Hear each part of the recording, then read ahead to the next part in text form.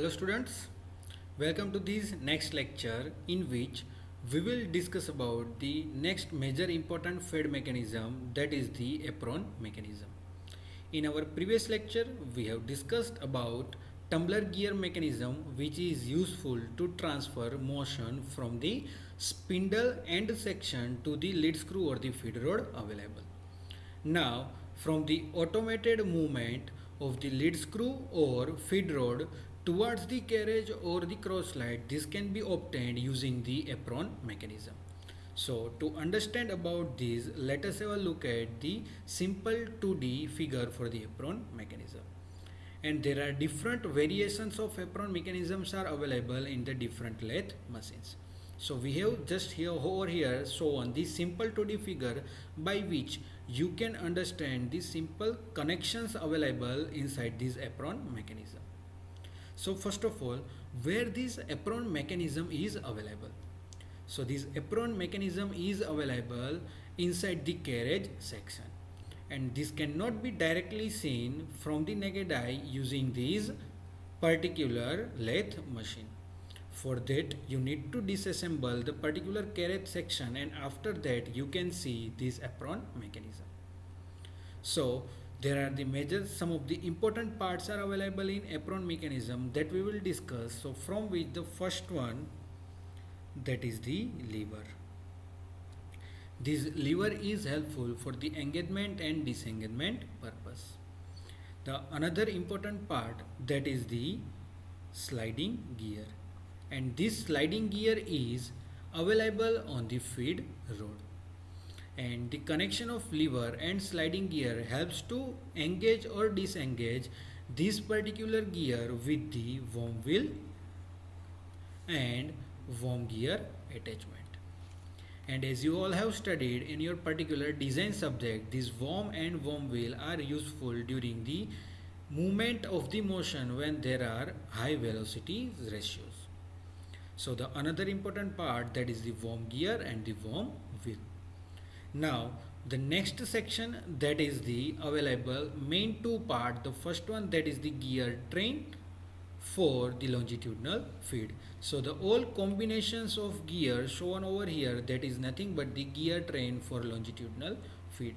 Similarly, at another section, the next important, that is the gear train for cross feed. So this is nothing but the different gears are available to provide the cross feed movement. This gear available assembly is called as the gear train for the cross feed. And at the end, the available, that is cross feed screw, with which we are providing a crosswise movement to the particular tool. Now, as you got the idea about the simple parts available in this apron mechanism, now we will understand the exact operating mechanism, how this apron mechanism will operate. So for that, first of all, let us understand that as we have studied in our previous lecture, that the tumbler gear arrangement is available at the end of the headstock, and through this tumbler gear motion is transmitted from the spindle to the feed rod. That means now, due to the connection of tumbler gear, this feed rod will rotate automatically. So this automated movement of the feed rod is provided using this tumbler gear or this tumbler gear mechanism. Now as you see, when one presses this lever in downward direction, what happens, this particular end section of this lever presses this sliding gear upward. Now as this sliding gear moves upwards with the help of the feed rod, this directly connects with the worm wheel.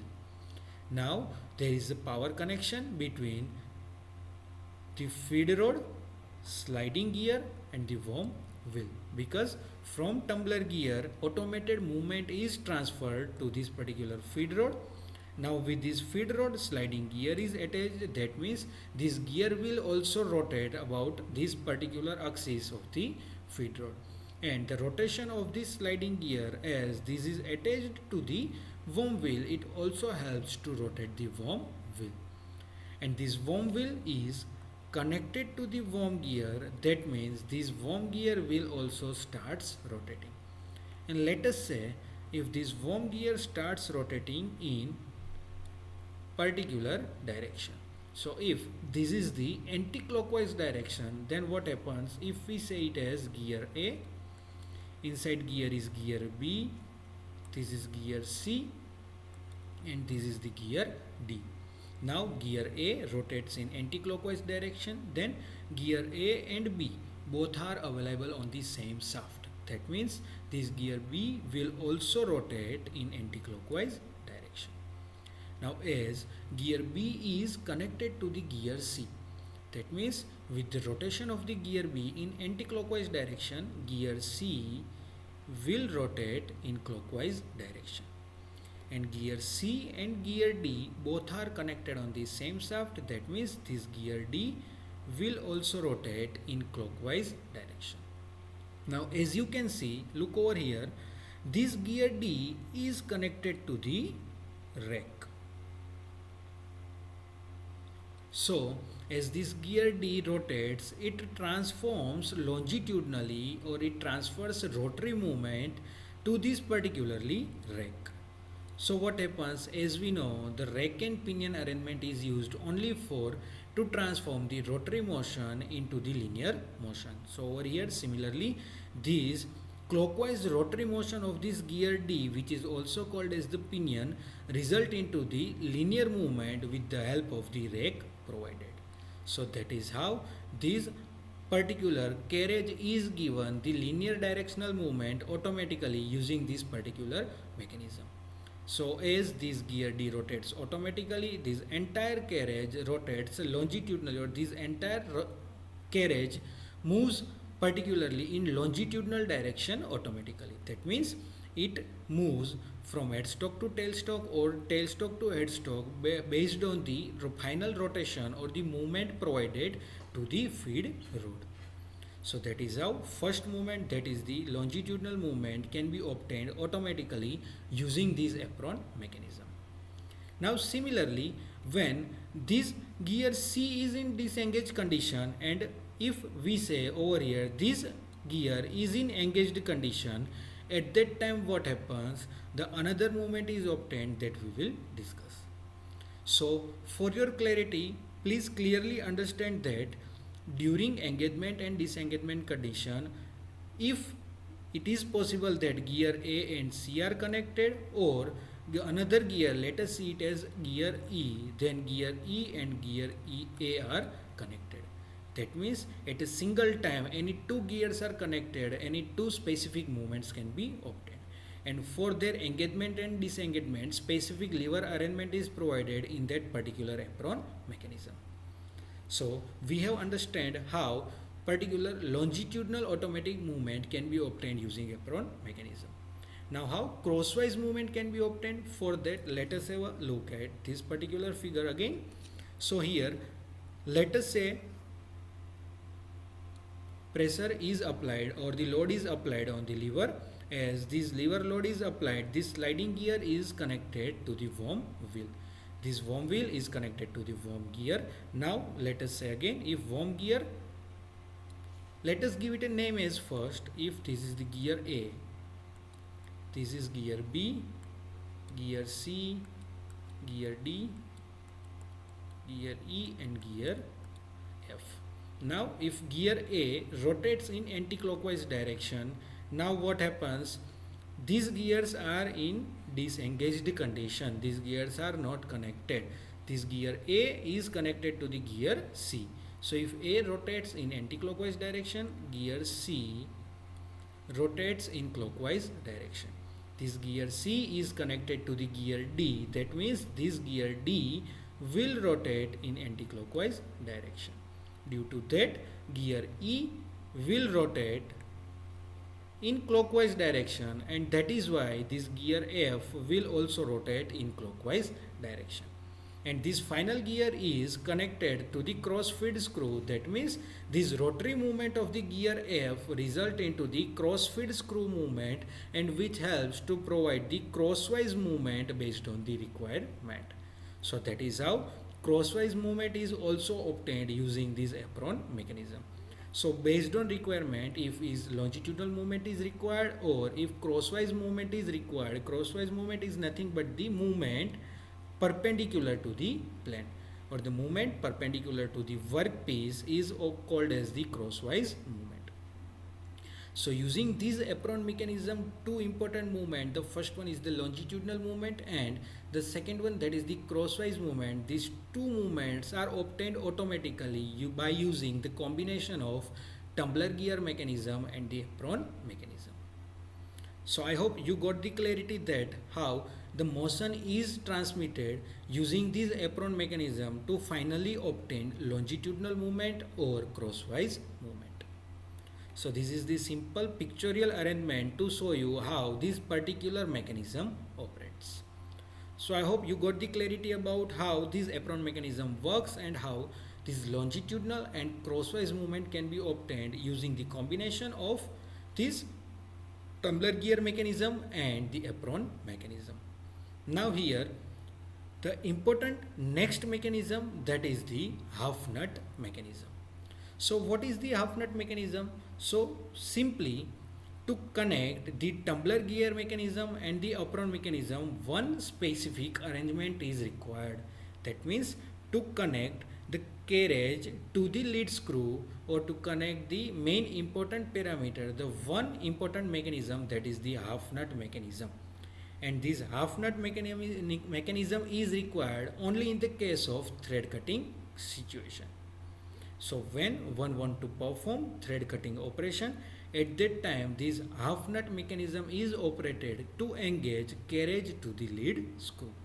So as you can see over here, the one specific arrangement of the cam arrangement is given, cam slots are given. So when this hand lever is operated, at that time particular engagement and disengagement is obtained. Now here you can see simple cross-sectional view of this half nut mechanism is shown over here, and from here you can see that there are two cups are available which are separated at a specific distance using this particular lever, and this entire between section is nothing but the cross-sectional view of the lead screw. So during the normal condition, as the lever is not operated, these two cups are separated from each other, and that's why this carriage is not connected to the lead screw, because this half nut provides the connection between carriage and the lead screw. So now what happens when from the tumbler gear the motion is transmitted to the lead screw, but this lead screw is not connected to the carriage, so no motion is transmitted from lead screw to the carriage.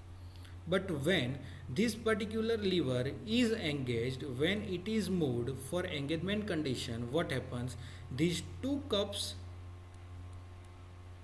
come towards each other and connects this particular lead screw with these half nuts and combines the entire operation. So when these cups become together with each other, what happens? From this lead screw, power is transmitted to the half nut, and from this particular combined nuts, the power is transmitted to the carriage. So this half nut mechanism is useful to provide the connection between the carriage and the lead screw. And this half nut mechanism needs to operate during the thread cutting operation only. Other than normal condition or other operations, at that particular situation, this half nut remains disengaged. So again, up to now we have discussed about the main three important mechanisms. The first one, that is the tumbler gear mechanism.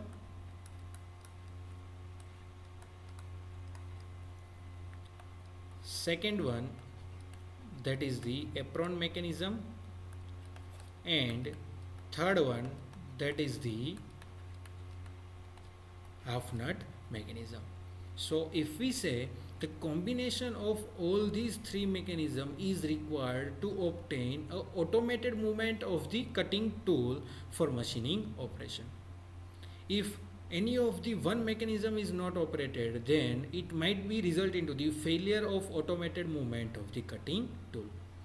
So Up to now, we have discussed about the main important three feed mechanisms. That is, first one is the tumbler gear mechanism, which is useful to provide motion from the spindle to the feed rod or the lead screw. The second one, that is the apron mechanism. This apron mechanism transfers motion from the particular feed rod to the cutting tool by providing a longitudinal movement or a crosswise movement. And this half nut mechanism is useful for engagement and disengagement of the lead screw for thread cutting operation. So I hope you got the idea about these different feed mechanisms and you have better idea about the engagement and disengagement or operating condition of these mechanisms. So looking forward to see you all in our next lecture. Up to then, thank you.